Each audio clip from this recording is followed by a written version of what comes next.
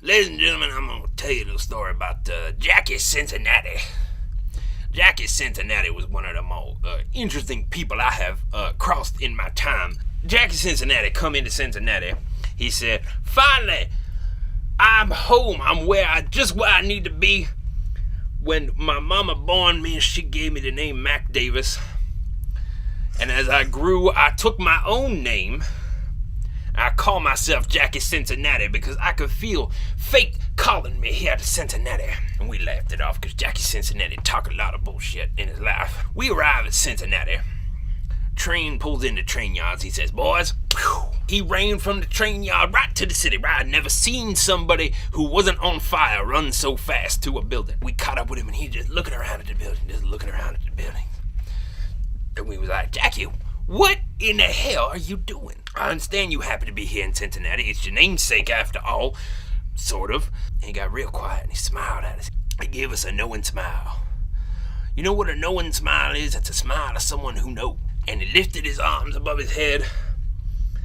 And webbing done shot out of his hand, shot out of his wrist all over the place, just from building to building. And Jackie Cincinnati just take off like another shot. We spent a good 6 or 7 months kicking around Cincinnati. Jackie was settling in. That's a death knell for a hobo. Hobos is a transient lot. If you ain't transient, you ain't a hobo. And I know what you're saying. You're saying, "Sawtooth Willie, you live underneath Pittsburgh."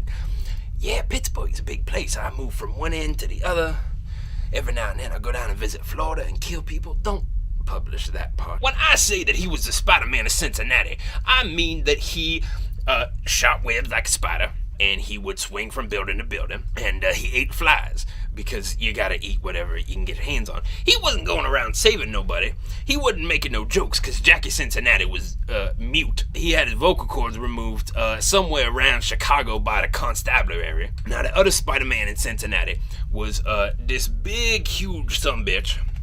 And he called himself the Spider-Man of Cincinnati because he had arms. He had multiple arms. But the fact of the matter is that Jackie Cincinnati webbed him up because this big sumbitch, he big, you know what I mean. But he couldn't fight worth a damn, and he had no webbing. So Jackie Cincinnati webbed him up and threw him in the river. And about that time, we said, "Well, now you've killed a man, Jackie. It's time for us to get the hell out of Dodge." And Jackie says, "No, this is my city. I'm sticking around." We assume he dead. Because once you lose sight of a person, you assume they dead. Every time these fine folks come down here and talk to me in my underground and they leave, I assume they dead until they come and knocking again. So I assume Jackie Cincinnati dead.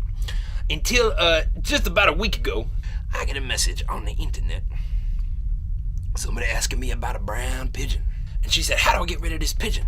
And I inquired, I asked about the pigeon, and I come to believe this pigeon is a Cincinnati messenger pigeon. He just got a little lost. Surely the message was for me. I may have instructed her on ways to kill the pigeon, which in retrospect was a bad choice, but fact of the matter is, I got the message from Jackie Cincinnati. He said he ain't dead, which I can't see him, which that can't be possible.